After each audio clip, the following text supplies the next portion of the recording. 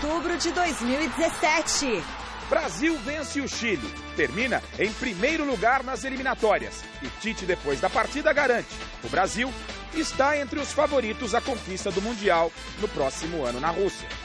Festa nas ruas de Buenos Aires, Bogotá e Lima pela classificação para a Copa da Rússia. Campeonato Brasileiro volta hoje. Com Jô recuperado, Corinthians recebe o Coritiba em Itaquera. Em Minas, Atlético Mineiro e São Paulo duelam para se distanciarem da zona de rebaixamento. Santos apresenta novo Camisa 10 virtual e faz último treino antes do duelo de amanhã contra a Ponte Preta no Moisés Lucarelli. E ainda, uma entrevista exclusiva com o goleiro Fernando Praz e o terceiro episódio da série Um Grito de Liberdade, que celebra os 40 anos do título estadual do Corinthians. Oi, gente, boa noite. É quarta-feira, é véspera de feriado. Gazeta Esportiva tá aqui bombando pra você. E a gente começa falando da seleção brasileira, que não foi bem no primeiro tempo, mas na segunda etapa atropelou o Chile com um gol de Paulinho e outros dois gols de Gabriel Jesus. Além da eliminação na Copa, os chilenos não terão mais o técnico Juan Antônio Pizzi, que pediu demissão. Confira aí os melhores momentos com Osmar Garrafa. No primeiro tempo, apesar de algumas oportunidades, a seleção brasileira não encontrou o gol. A chance mais clara foi essa. Por pouco, Gabriel Jesus não abriu o placar.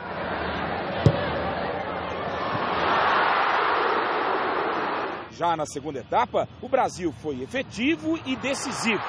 Não demorou muito para sair o primeiro gol. Bravo não segurou a falta de Daniel Alves e Paulinho fez. Brasil 1-0. A torcida ainda comemorava o primeiro gol brasileiro, quando Neymar recebeu essa bola e, ao invés de tentar o gol, preferiu deixar Gabriel Jesus livre para fazer Brasil 2, Chile 0.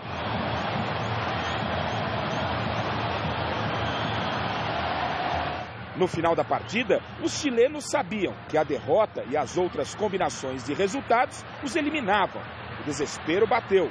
O goleiro Bravo foi ao ataque tentar a sorte. Mas o resultado foi esse. William não teve trabalho para deixar Gabriel Jesus livre para fazer Brasil classificado 3, Chile fora da Copa 0.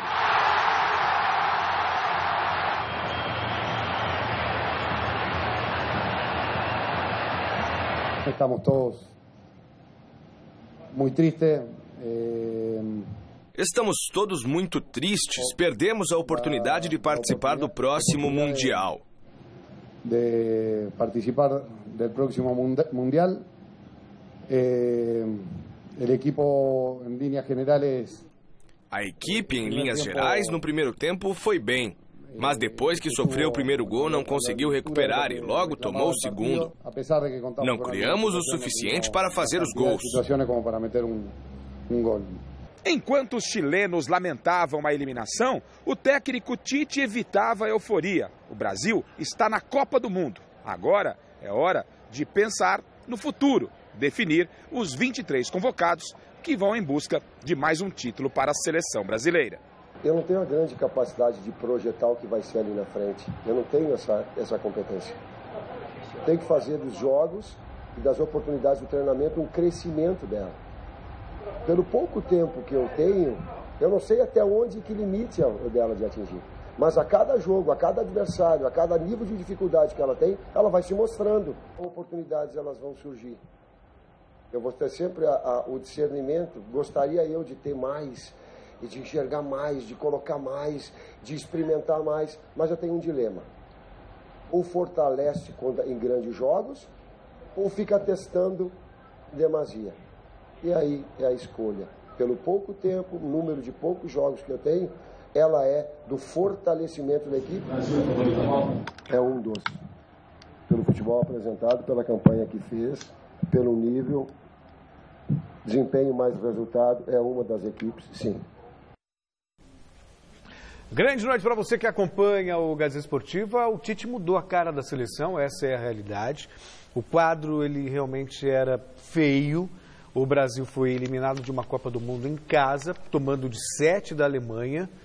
Depois foi eliminado de uma Copa América de maneira vexatória. Estava fora da zona de classificação para Copa do Mundo e eu imaginava que o Brasil ficaria fora. De repente veio o Tite, acertou o time e, como num passe de mágica, parece que o futebol brasileiro renasceu. Claro que eu ainda não me iludo, vejo que o Brasil precisa melhorar muito do ponto de vista de estrutura, de organização, para voltar a ter uma seleção forte. Essa seleção brasileira é uma boa seleção. E uma boa seleção graças ao trabalho do Tite. Terminou com o pé nas costas, as eliminatórias, terminou com os pés nas costas. Mas daí a dizer que todos os problemas foram resolvidos, não. Eu continuo com a tese que a seleção é boa, é um bom time, não mais que isso. Flávio, boa noite. Boa noite, Celso. Estou muito rigoroso com a seleção? Acho que um pouquinho. Um pouquinho? Mas entendo. Boa noite, Celso. Boa noite, Michele, amigos do Gazeta Esportiva. Que é o seguinte, o que eu imagino que você esteja pensando, que é o que eu penso, é que o Brasil não tem estrutura nenhuma, é o Tite. Mas enquanto o Tite estiver lá, o Brasil pode até pensar em título. Acho que dá para pensar. Tem uma geração muito boa, e essa geração muito boa estava enterrada, né, com a seleção anterior. A CBF não tem estrutura de coisa nenhuma, ela entrega a seleção sem um plano de trabalho, e aí o plano depende da pessoa, ou seja, se o Tite sair, o que vier vai fazer o plano dele. Não há uma sequência. Não há filosofia. Nada. Se o Joaquim Löw sair da seleção da Alemanha, não vai acontecer nada. Há uma filosofia pronta. É isso que a gente cobra. Se o Roberto Martinez sair da Bélgica, tem uma filosofia pronta. E por aí vai. Não existe isso na seleção brasileira. Mas existe uma safra muito interessante e um grande gestor de grupos, que é o Tite, além de um grande treinador de futebol. Então, acho que o Brasil chega entre os favoritos. Mas é uma Copa que eu até escrevi no site gazetesportiva.com. Eu nunca vi uma Copa com tantos favoritos. Se a Copa fosse começar hoje, nós teríamos no mínimo 5 seleções com potencial para ganhar o título. Na minha cabeça, pelo menos 5 seleções com potencial para ganhar o título, que é uma coisa rara, né? Normalmente tem 1, 2, quando muito 3. Mas 8 meses é um tempo enorme que nós temos até a Copa. Muita coisa vai acontecer e vamos ver o que o Tite vai poder fazer com relação ao grupo da seleção brasileira, que começou muito mal, mas terminou muito bem. Eu estou mais pé no chão. E o Celso Cardoso falou da Argentina e agora a Argentina, para você, hoje não seria uma... Bom, a Argentina... Para mim, para mim, São Paulo, com esse grupo de jogadores, eu coloco, né, no hall de favoritos. E aí me lembra muito até, a gente vai falar mais da Argentina daqui a pouquinho, mas me lembra muito o que aconteceu com o Brasil em 2002. Se classificou na Bacia das Almas contra... vencendo a Venezuela, não dava longe de ser favorita. A Argentina figurava entre os principais favoritos. Sim, era da França. Uma seleção espetacular foi eliminada na primeira fase. E o Brasil foi campeão do mundo. Olha, quem tem estruturado, está a Alemanha. Tem uma filosofia, a Espanha que tem uma filosofia, a Bélgica que tem uma filosofia, uma geração muito boa, o Brasil que está com esse time, a Argentina que é uma boa projeção, por causa do São Paulo e da expectativa, e aí você vai contando, está faltando uma outra aqui, é uma questão de você parar para pensar, mas sim, França você pode colocar nesse hall, se ela se acertar, porque ela está muito mal aproveitada.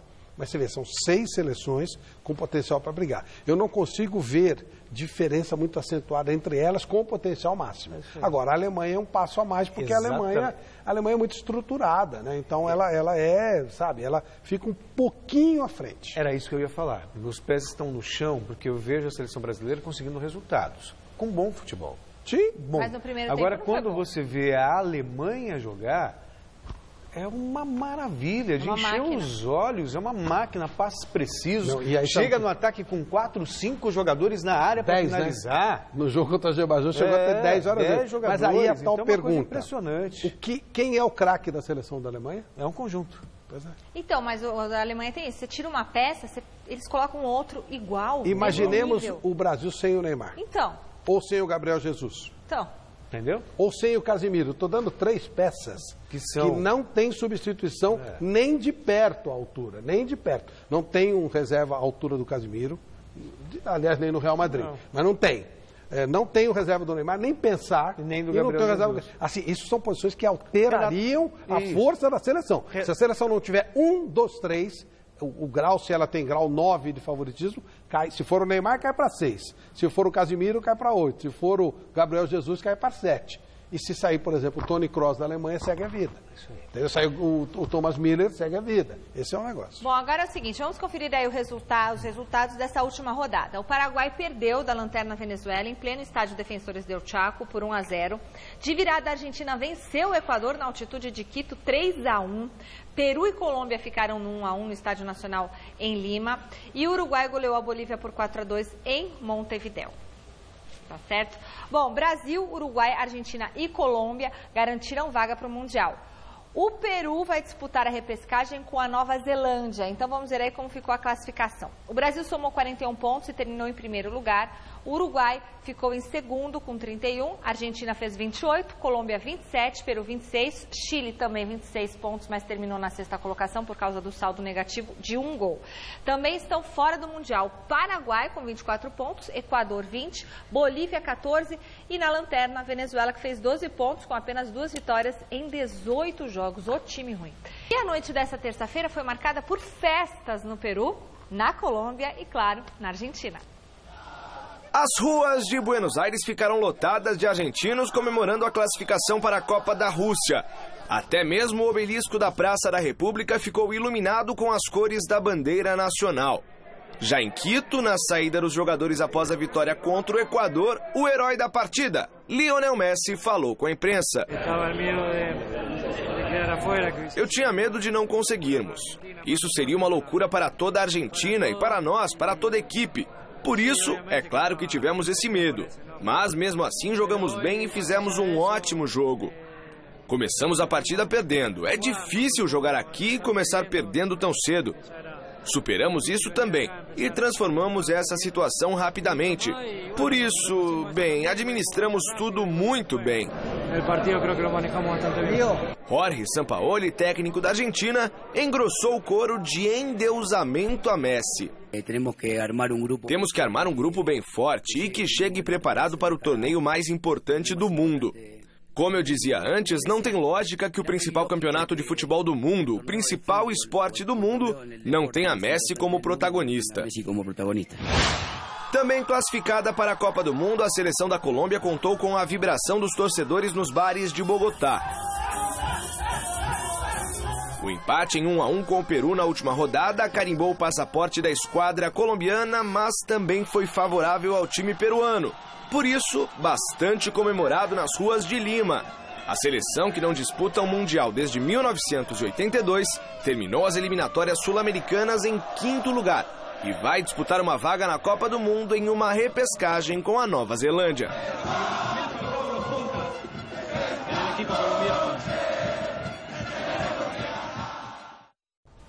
Que é a confiança de que vai passar pela Nova Zelândia, né? E vai, né? E vai.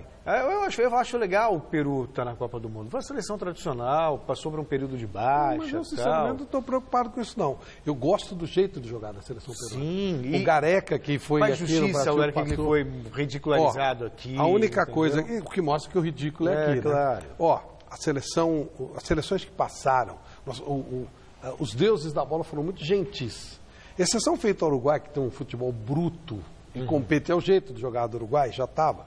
Mas, ó, sobraram o Paraguai, que joga muito feio, e o Chile, que caiu muito. Não é caiu, ele perdeu o treinador. Ele tinha o Louco Bielsa e depois o Sampaoli. Então tinha um nível legal de jogo. Aí vem esse Pizzi, que é tosco, já saiu hoje, né? Mas ele é tosco, o Pizzi é toscão, bom e contra-ataque. Enquanto durou o efeito São Paulo, ele até ganharam uma Copa América. Mas aí ficou uma coisa horrorosa. Então a gente ganhou, porque o Peru joga bonito, a Colômbia joga bonito, a Argentina joga bonito, o Brasil joga bonito. Sobrou o Uruguai, que é toscão, então a gente já sabe como é que funciona, é pragmático. Então foi muito legal. Eu torci para esses times mesmo, deu certinho. E a Argentina, eu achei... Imagina o drama, você precisa vencer, está jogando na altitude de Quito, aí você toma um gol com 2 minutos. Aí você vê 2 minutos, 38 segundos. Pois é, aqui vai rever, é muito cedo. E aí, sabe, para calar a boca de todo mundo, entendeu? O melhor dos últimos tempos. Ele chamou a responsabilidade e decidiu. Ele tem cola no pé. Ele tem cola no pé, prende a bola e depois solta do jeito que ele quer. Para mim, não adianta. Admiro o Cristiano Ronaldo, ok. Admiro o Neymar, ok. Mas Messi é extraterrestre. Ponto. Se fosse ele, hoje teria convocado uma coletiva com toda a imprensa argentina. Falaria o maior palavrão que eu soubesse e anunciaria que eu não jogo mais pela seleção. Queria informar vocês que eu quero que vocês todos vão para isso, para aquilo, para aquele outro, e não jogo mais. Porque o que encheram o saco dele, reclamando que ele não jogava na seleção o que ele joga no Barcelona, porque, claro, não dá para comparar o timinho da Argentina com o Barcelona. É a mesma coisa que por que o Neymar não joga na seleção que ele joga no Paris Saint-Germain? Porque o time lá é melhor. Quando ele jogava, quando tinha aquele trio do Barcelona, como é que você pode comparar a seleção brasileira com aquele time do Barcelona? Ou até com esse time do Paris Saint-Germain? Sem contar que o cara é profissional. É isso aí. Ele tem que jogar no clube dele. Seleção, na minha cabeça, é uma colher de chá que você está dando. É uma colher de chá. Você não tem que fazer, embora eu acho que os caras façam até, mas tem dificuldade de entrosamento e tal. O cara tem que jogar no time dele. O Neymar é pago pelo Paris Saint-Germain. Mas eles ganham para estar na seleção brasileira, uma claro micharia. Que não é tanto. Em alguns casos eles até pagam. E eles ganham patrocínio, eles ganham visibilidade. O Paulinho, por exemplo, foi jogar no Barcelona. O Paulinho não é o Neymar. O Paulinho não é o Messi. Você sabe o que o Messi... O Ederson, por exemplo. Você sabe o que o Messi, o Cristiano Ronaldo e o Neymar devem para suas respectivas seleções? Nada. Zero. Pelo contrário, a CBF vende patrocínio em cima do Neymar, não paga nada para ele, enfia todo o dinheiro, a gente sabe onde, vai descobrir em breve muito mais, roubam o futebol com esses caras. A seleção da Argentina não tem significado nenhum. Tira o Messi, não vende patrocínio nenhum. Aí vende para aqueles pilantras da AFA e o dinheiro desaparece. Mesma coisa a seleção de Portugal, Cristiano Ronaldo. Alguém compra o patrocínio da seleção de Portugal, compra o Cristiano Ronaldo. E aí ficam enchendo o saco desses caras. Mas em cima disso tudo, Michele, se não enchessem o saco dos caras, tudo bem. Mas ainda enchem o saco. O Neymar, os caras enchem o saco, o Messi enche o saco, o Cristiano... Esses caras jogam mais disso aí, pô. Eles vão fazer falta para a seleção não vai fazer falta para eles. O que o Neymar, o que a seleção ajudou o Neymar? O que a seleção ajudou o Messi? O que a seleção ajudou o Cristiano Ronaldo? Nada. Você concorda, Sérgio? E ficam enchendo o saco. Não plenamente. Eu acho que seleção, na verdade, é o máximo que alguém pode sonhar. Pô, isso porque tem a ver. País, exatamente. Defender o país também eu não gosto muito dessa questão. Joga de coturno. Mas eu acho que tem uma questão de amor pelo país, tem toda uma relação afetiva. Inclusive a Argentina deu muita coisa pro Messi, né? Quando ele precisou de $900 para se curar de uma doença, a Argentina deu um bico nele e ele foi fazer isso no Barcelona. Ele já devia ter se naturalizado espanhol. Aí entram outros fatores que comprometem essa questão afetiva com o país. E o tratamento que o Neymar recebeu no Brasil? Como é que ele era tratado aqui? Com casca e tudo. Sempre foi assim. Saiu do Santos. Ou não. Aí cheio de processo. Ele virou uma estrela aqui? O quê? Ele virou uma estrela aqui no Brasil. Virou uma estrela aqui, virou uma estrela no Barcelona. Aquele era uma estrela de Campeonato Paulista. Ele virou uma estrela lá. Aí que os patrocínios dele aumentaram, aí que ele começou a ter essa repercussão. Você acha que se ele saísse direto daqui para o Paris Saint-Germain, a Torre Eiffel ia anunciar o nome dele? Não, aí Esse é o problema. Mas eu só quero que respeitem o profissional. Eles não são soldadinhos convocados por exército. Eles são profissionais que vão defender seleções que rendem fortunas para caras que não merecem o menor respeito, porque não são pessoas sérias. Esse dinheiro desaparece e fica enchendo o saco dos caras. É isso que eu não aceito. Eles são profissionais como qualquer outro. E a grande atuação do Messi no duelo contra o Equador é o motivo da nossa enquete de hoje do site gazetesportiva.com. Autor dos 3 gols que garantiram a Argentina na Copa, o Messi pagou a dívida que ele tinha com a seleção? Sim ou não? Para participar é só acessar gazetesportiva.com e dar o seu voto. Que dívida? Eu não vejo nenhuma dívida com a seleção. Eu também. Olha, ele ganhou medalha de ouro com a seleção da Argentina, entendeu? Ajudou a Argentina a chegar, ajudou a Argentina a chegar a uma final de Copa do Mundo no Brasil. Cristiano Ronaldo também não deu título para Portugal. Ganhou a Euro. Então, pois ganhou a Euro. É muito mais do que Portugal conseguiu a vida inteira. Na Copa do Mundo, tô falando. Então, mas ainda assim. Mas não tem problema. O Brito foi campeão do mundo. Pode escrever aí, vai ser campeão na Rússia. O Brito foi campeão do mundo, o Anderson Polga foi campeão do mundo. Quem mais foi campeão do mundo?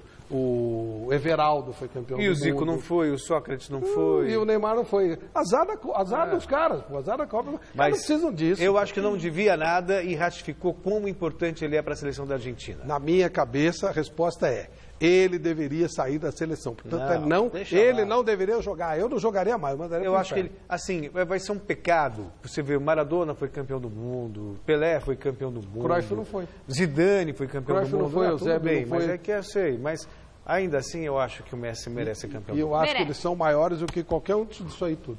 E atenção! Estão abertas as inscrições para a 24ª edição da São Silvestrinha. Para você participar, é só acessar o site gazetesportiva.com e clicar no banner da São Silvestrinha e, a partir daí, seguir os passos necessários, tá certo? A prova desse ano tem um diferencial. Abrange crianças de 6 até, sabe que idade? 17 anos, muito legal, né? E serve como incentivo aí para os nossos meninos, para as nossas meninas pegarem o gosto pelo esporte. Tinha muito adolescente querendo participar, então agora tá aí, até 17 anos a São Silvestrinha. O evento acontece no dia 13 de dezembro, no estádio Ícaro de Castro Melo, que fica na região do Parque do Ibirapuera. Muito legal, a gente espera por você, só se inscrever no site gazetesportiva.com. Vamos falar agora da série Um Grito de Liberdade, que está sendo o maior sucesso, celebrando aí os 40 anos do título paulista do Corinthians de 77. No episódio de hoje, os assuntos são as polêmicas daquela decisão. Vamos recordar a expulsão do atacante pontepretano Rui Rei e todo o clima político vivido pelo país há 40 anos.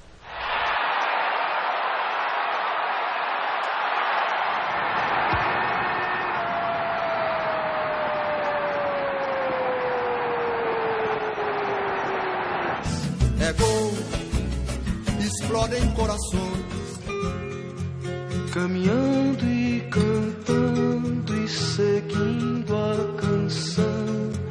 Somos todos iguais, braços dados ou não. Uma final cercada de polêmicas, a começar pelo contexto político da época. Politicamente, todos tinham interesse, até governo, né? Que na época era o governo militar, de que o Corinthians ficasse campeão, porque dava uma sossegada no povo. Alguns diziam que interessava a ditadura o Corinthians ser campeão, né? Outros dizem justamente o contrário, que talvez fosse melhor o Corinthians não ser campeão para não ter a mobilização popular que teve.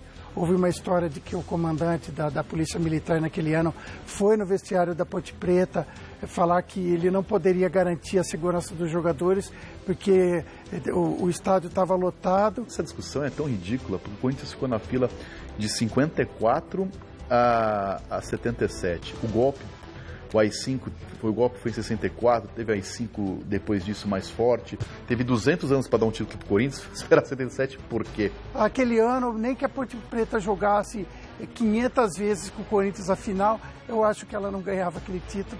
Dentro de campo, a turbulência ficou por conta da expulsão polêmica do atacante Rui Rei, jogador da Ponte Preta que posteriormente vestiria a camisa do Corinthians. A marca que ficou na história de que ele traiu, que ele se vendeu, que ele provocou a expulsão, tudo isso ficou marcado na vida dele e até hoje ele evita falar porque a gente não sabe o que ele passou, né? Ele, na verdade, força a expulsão. Por que ele forçou é um grande mistério até hoje. O árbitro Lucídio Vanderlei Bosquilha já faleceu, não pode falar sobre isso. O próprio Rui Rei poderia falar, mas até hoje, pelo que eu acompanhei, ele escreveu até livros sobre isso, eu não vi nenhuma resposta convincente. Ele virou para mim e começou, você vai roubar, nosso time não ganha aqui, porque desde os 5 minutos ele já começou assim. Eu cheguei pro Vanderlei e falei, Xará, avisa esse cara. A arma do crime. Avisa esse cara que eu vou botar esse cara pra fora. Ele tá me enchendo o saco. 5 minutos de jogo. Ele vira, aí ele começa. Olha lá, ele começa, olha. Aí ele começa. Já foi o toque, olha, ele começa, olha. Ele estava drogado? E vem, não sei, ele vem. Deu amarelo. Aí. Olha, caiu. Essa hora aí, a minha vontade era outra. A minha vontade, aí começa de novo. Ele vem pra cima, eu viro as costas e ele vem pra cima. O Cílio também meio nervoso na hora que dá o vermelho, deixa cair o amarelo que já tinha dado pra ele. É uma cena meio até teatral. Quando eu levanto o cartão, ele diz assim, não posso falar. Ele fala uma besteira muito grande. Então você fazer com o cartão. O cartão cai porque eu tiro o outro e digo, vá você. Porque ali tem o seguinte, ou eu apito o futebol, ele comandando, ou eu comando o jogo. Eu, Rui Rei, fui também um pouco irreverente no momento. Ele podia ter me dado um amarelo. Mas ele já deu amarelo e vermelho, sei o que aconteceu. E eu acabei também sendo expulso, sabe? Porque eu cheguei pro Ducídio e perguntei, por que você expulsou o Rui? Ah, porque ele me xingou. Falei, você é o árbitro que mais xinga jogador dentro do futebol brasileiro? E você não quer ser xingado, então? Vai embora, você também, tudo isso, papá. O Esquila, às vezes, ele falava palavrões pra gente, a gente falava pra ele, mas no momento certo.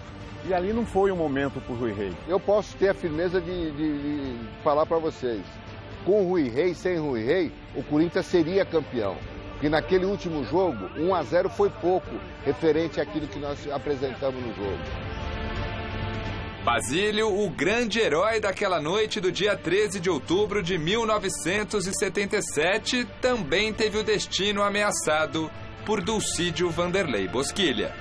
Uma discussão, tá eu, o Oscar, justamente aqueles bate-boca, o Geraldão sendo provocado pelo Polozzi, pelo Oscar, ali começou aquela discussão e tal, e eu dei um tapa no rosto do Oscar. Aí o Dulcídio, vou botar os dois pra fora. Ainda bem que aí eu afastei, os caras foram me puxando, mas na hora a coisa ficou feia. Pra mim, eu me senti, eu falei, eu tô desequilibrado, não posso fazer esse tipo de coisa, você entendeu? Mas na hora os ânimos e o sangue tá muito quente, ainda bem que o Dulcídio, graças a Deus, reconheceu aquilo, para que vocês pudessem estar aqui fazendo essa entrevista comigo. É gol! Vingança do povão, meu São Jorge guerreiro derrotou mais um dragão. Olha, eu vivi intensamente esse jogo, intensamente essa final, então algumas coisas que eu posso falar com tranquilidade. Escrevi até um livro sobre esse tema que eu nunca consegui publicar, mas vou publicá-lo em breve. Primeiro, havia grande interesse da ditadura que o Corinthians ganhasse, porque um ano antes, na eleição para o Senado, apareceu Orestes Quercia, olha só, né?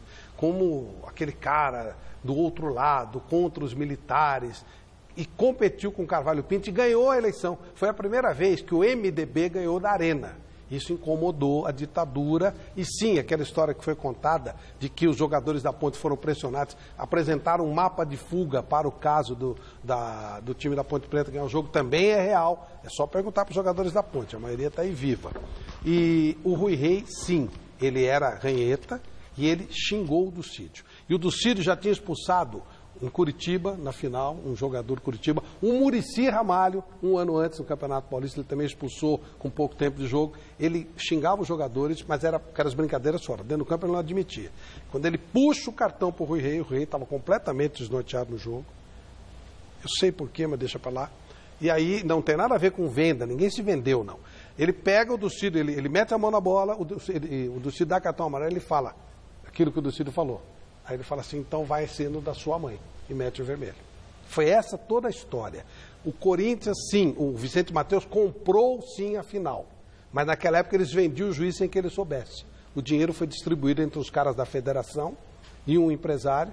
E quando o Dulcídio soube disso, na minha frente, ele deu um tapa no peito do Vicente Matheus dentro do elevador da Federação Paulista de Futebol. Falou, seu velho idiota, você me comprou, só que o teu dinheiro ficou com os caras por aí. Então, essa é a verdadeira história. O Corinthians comprou o cara errado. Foi dado o dinheiro para caras da federação e nunca chegou no Dulcídio que não estava vendido. Esse era o padrão de atuação do Dulcídio. E esse era o padrão de pressão do Rui Rei. Só, mais nada. E a ditadura tinha grande interesse e ajudou muito o Corinthians a ganhar aquele título. E hoje a Conmebol divulgou como vai funcionar o auxílio do árbitro de vídeo nas semifinais da Libertadores. Vamos ver.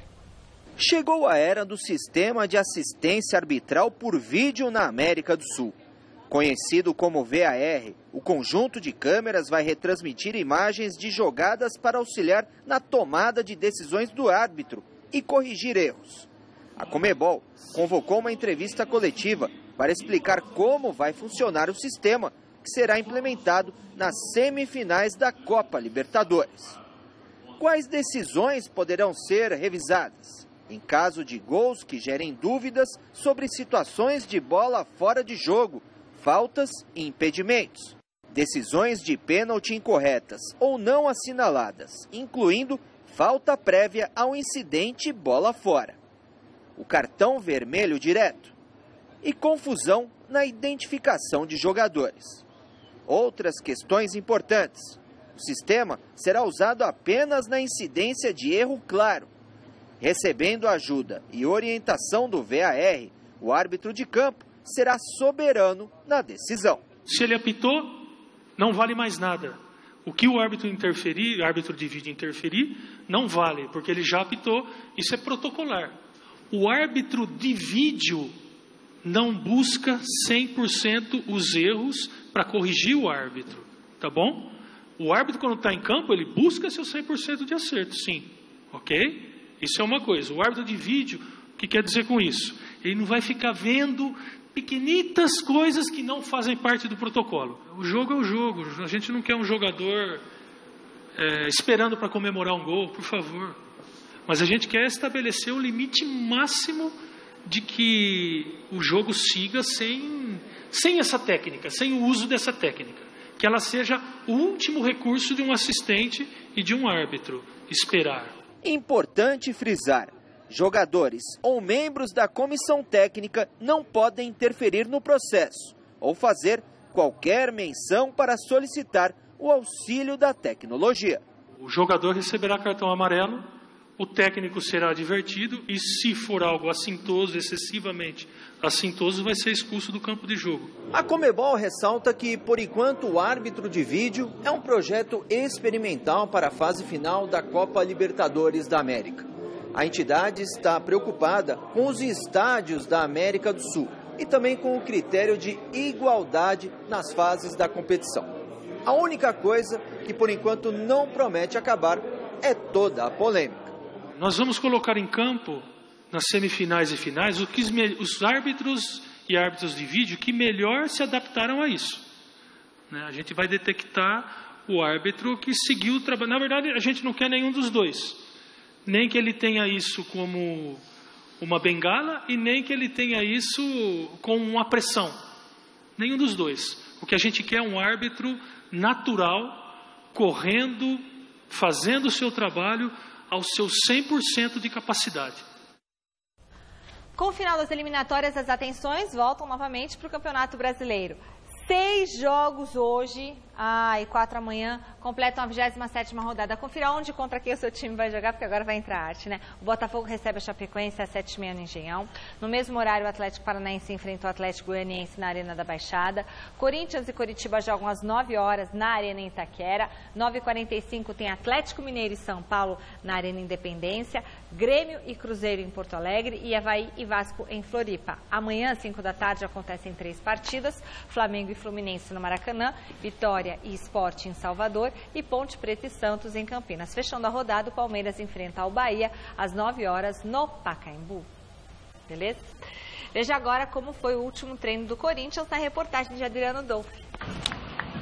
Imagens só do aquecimento. Treinamento fechado. E algumas dúvidas para o duelo de logo mais contra o Coritiba. Mas Fábio Carilli esclareceu a ausência de Pablo na atividade e o aproveitamento do zagueiro Balbuena na seleção paraguaia. Pablo foi mais uma precaução. Segundo informações, Balbuena não inicia, mas se realmente confirmado ele não iniciar, ele corre o risco de 5, 10, 15 minutos entrar no jogo, que a gente sabe como é o futebol. Se ele não participar do jogo lá ou participar pouco, a porcentagem dele participar do jogo é bem grande. Por outro lado, Jô, recuperado de lesão, está confirmadíssimo. Já o novo penteado, esse aí parece que não foi aprovado pelo treinador. Horrível. Vamos começar pelo penteado. Horrível. Né? Mas o que é mais engraçado assim é que você não espera isso de um jogador experiente, né? De repente você vê no vestiário o cara com aquele cabelo, espera mais de menino, de garotos, né? Foi uma entrevista esclarecedora e também sincera. Mais do que isso, um reconhecimento de que o segundo turno do Corinthians e de alguns jogadores não está sendo bom. Engraçado, né? É um segundo turno muito ruim, sim, muito abaixo, né? Primeiro turno foi fora do normal e agora está muito abaixo do que é a perspectiva do Corinthians. E mesmo assim a gente mantém os 8 pontos de vantagem como virou o turno. Então é um campeonato que está diferente dos outros anos. Né? Esse nosso segundo turno, essa nossa porcentagem, as equipes teriam que ter encostado mais e isso não aconteceu. Serve como alerta, sim, né? E a gente tem que voltar a jogar bem, voltar a fazer a merecer as vitórias para a gente continuar na frente e procurar manter essa vantagem. E a má fase do meia Jadson, que treinou pelo lado esquerdo durante a semana e segue com a confiança da comissão técnica. Jadson é um jogador que ele sabe que pode mais, isso é o mais importante. É um jogador de muita qualidade, sabemos da importância. E nessa reta final aí é um dever meu, não só sobre ele, mas sobre todos os jogadores, recuperar todos para que a gente faça aí essa parte final bem. Pela qualidade de jogador e pela busca de melhora todos os treinos, a expectativa é muito boa para esse restante de campeonato. E vamos ver como deve ser o provável time do Corinthians para esse duelo de daqui a pouquinho. Cássio, Léo Príncipe, Pedro Henrique, Pablo e Guilherme Arana. Camacho, Jadson, Rodriguinho, Maicon e Marquinhos Gabriel. Jô, técnico Fábio Carilli. Tá aí, Flávio. Voltamos então, passadas as eliminatórias, né? Voltamos para o Campeonato Brasileiro, e para o Corinthians é a chance de respirar um pouco mais no campeonato, porque ainda eu sei, é uma vantagem muito grande, mas o Santos está na cola. Vamos por hoje é de 8, cai para 5, tem muito campeonato pela frente ainda, tem 12 rodadas. Né? Mas acho que o Corinthians tem tudo para ganhar o jogo. Também acho. O Curitiba é um time fraco, está brigando para não cair, não é um jogo desse porte, para ele ter ganhado dos iguais, né? O Corinthians está no outro estágio. Mas até aí perdeu para o Vitória e perdeu para o Atlético Goianiense. Sem dúvida, claro. Então tem que jogar a bola. Cheio de mistério, São Paulo só deve ter a equipe que vai enfrentar o Atlético Mineiro definida momentos antes da partida. Segue a lei do silêncio no São Paulo. Nada de entrevista coletiva no treino desta terça-feira e nenhuma palavrinha com a imprensa no desembarque em Minas Gerais, onde enfrenta logo mais o Atlético Mineiro no estádio Independência pela 27ª rodada do Campeonato Brasileiro. Dessa maneira, só resta especular sobre o time que entrará em campo, muito provavelmente escalado com Sidão no gol, Militão, Bruno Alves, Rodrigo Caio e Júnior Tavares na linha defensiva, Petros na cabeça de área, com Jonathan Gomes e Hernanes completando o meio-campo. O ataque terá Marcos Guilherme, Lucas Fernandes e Lucas Prato como centroavante. O técnico é Dorival Júnior. Já o Galo deve ter Victor no gol, Marcos Rocha, Gabriel, Felipe Santana e Fábio Santos na defesa, Adilson e Roger Bernardo serão os volantes, Valdívia, Casares e Robinho no meio-campo e Fred como centroavante. O técnico é Oswaldo de Oliveira. É mais um jogo importante, mais um jogo que a gente considera aqueles jogos de 6 pontos e um jogo para nos colocar numa situação de brigarmos aí pela zona de Libertadores. Então é um jogo fundamental, um jogo chave, um jogo difícil. São Paulo vem na ascensão, né, vem fazendo um campeonato de recuperação, então é um jogo para se ter paciência, um jogo para se decidir em detalhes. Aliás, para o São Paulo ganhar significa, acho que espantar de vez o risco de rebaixamento. Ele passa o Atlético, né? Ele vai a 34. O Atlético hoje é nono, não quer dizer que ele será nono, porque outros equipes podem ganhar, mas ele passa o Atlético e deixa o Atlético numa parada complicada. Agora, o Atlético jogando em casa com o time que tem, é favorito, né? Mas que tem Atlético, Fred, né? Tem que Atlético, né? Eles Casares, todo enrolado, né? Um time todo enrolado, não conseguiu montar um time. Mas sim, em tese você tem toda a razão. E o São Paulo também não tem nada que o credencie. Claro. Ele tem, é muito instável, né? Melhorou, mas é difícil dizer, o São Paulo é confiável. Não é confiável. O Atlético também não. Está tudo em aberto. Esse é um jogo que está tudo em aberto. E 2 times ameaçados de rebaixamento. E eu acho que os 2 vão até o final nessa toada. São 2 times dos 13 que podem cair sem nenhum tipo de reclamação. Em entrevista exclusiva ao repórter Alexandre Silvestre, o goleiro Fernando Praz abriu o jogo. Falou sobre a carreira, sobre o ano decepcionante e também sobre como anda a renovação de contrato dele com o Palmeiras. Vamos conferir.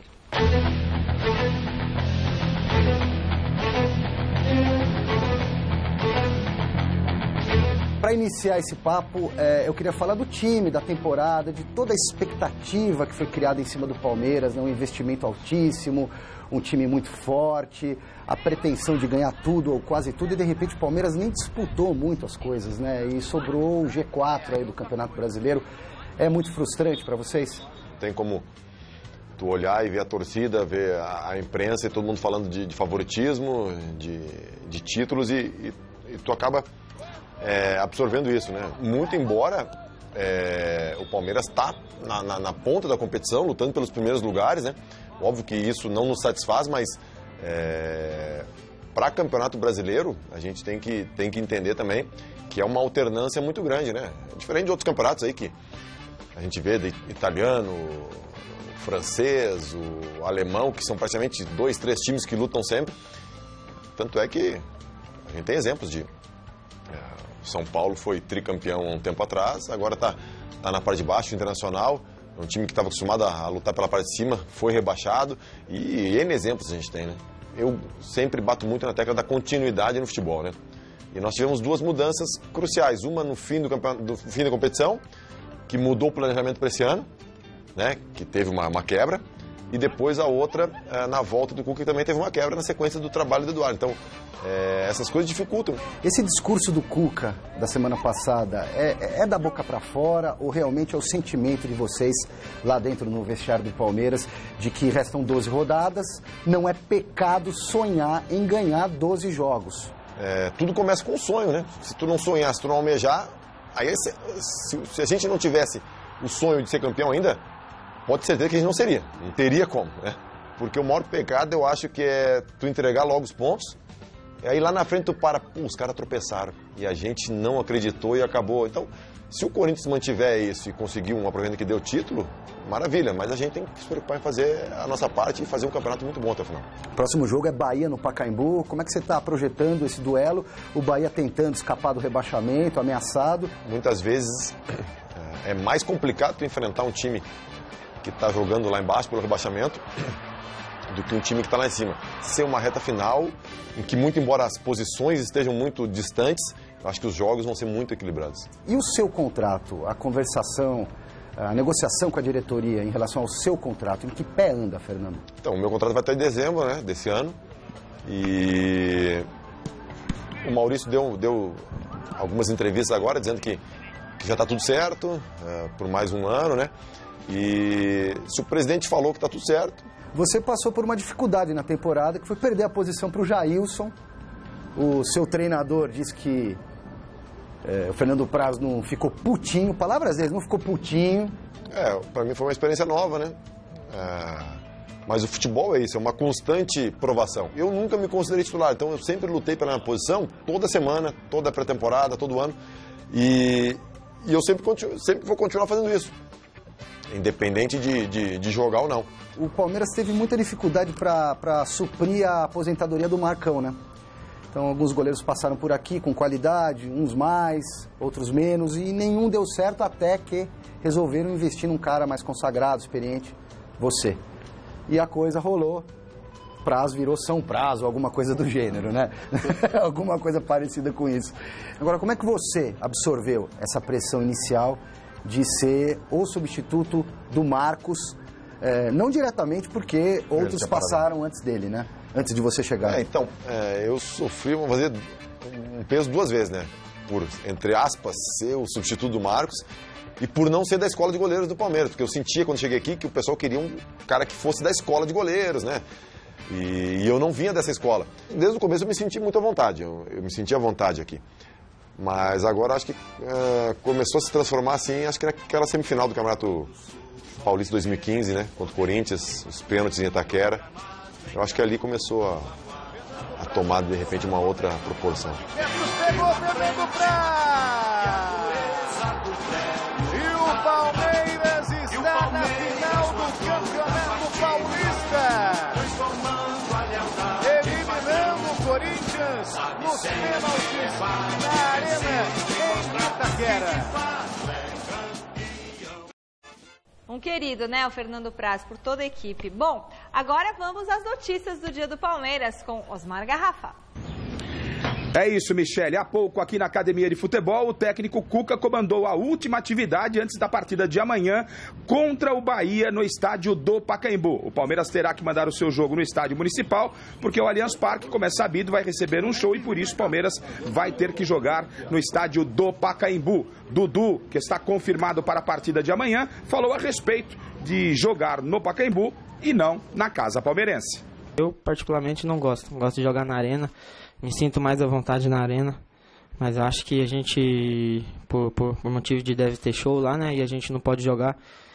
A gente já fez grandes jogos lá no Pacaembu, faz tempo que a gente não perde lá no Pacaembu também, isso já é um fator que pode nos ajudar. E amanhã a gente espera fazer outro grande jogo, como a gente fez, pra gente vencer o Bahia. Como você pode perceber, Michele, o treinamento do Palmeiras foi debaixo de muita chuva hoje aqui na Academia de Futebol. Os jogadores se movimentaram, pudemos ver apenas uma parte desse treinamento, dessa atividade. O time não está oficialmente escalado, mas Felipe Melo pode ser relacionado pela primeira vez. Talvez não comece jogando. Durante os últimos dias, ele até trabalhou entre os titulares e foi testado na zaga, mas a tendência é mesmo que Felipe Melo, pela primeira vez, depois que se desentendeu com o técnico palmeirense, venha a ser novamente relacionado. Acho que o Felipe é um grande jogador, né? Jogou em grandes clubes, ficou muito tempo na Europa, veio com o intuito de ajudar a gente bastante, nos ajudou, acabou tendo esse problema, mas isso já é passado.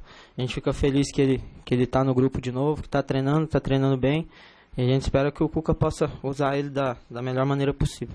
Os jogadores iniciam daqui a pouco a concentração para a partida de amanhã. O time não está oficialmente escalado, já está confirmado pelo técnico Cuca, mas não divulgado. O que nós sabemos é o seguinte, que o Luan e o Mike estão suspensos, esses dois jogadores ficam de fora. Egídio e Dracena, que não enfrentaram o Santos, já estão à disposição, devem retornar à equipe, mas existem algumas dúvidas, né? O Bruno Henrique pode aparecer no meio-campo com o Jean indo para a lateral direita, mas o Jean também não participou da atividade de hoje, ficou no departamento integrado. Então, o Palmeiras só será definido e confirmado para nós e para a torcida amanhã, momentos antes da partida no estádio do Pacaembu. Da Academia de Futebol do Palmeiras, Osmar Garrafa, para o Gazeta Esportiva. Tem um segredo, né, Flávio? Faz a parte que cabe e vê o que acontece.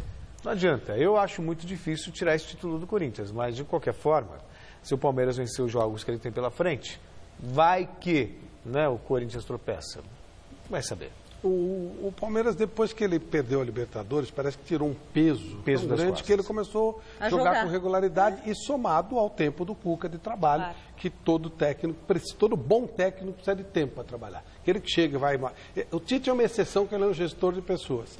Então, o Palmeiras, título para mim, eu nem converso mais sobre esse tema. Mas o Palmeiras melhorou, sim. Melhorou. Acho que não vai ter dificuldade com o Bahia amanhã. Não conversa que você acha que é Corinthians e ponto final. Sim. Não, isso aí para mim é assunto encerrado. O Santos encara a Ponte do Flávio amanhã em Campinas, mas o treino de hoje ficou marcado pela presença de um craque que não atua nos gramados. Acompanhe com o Jonas Campos.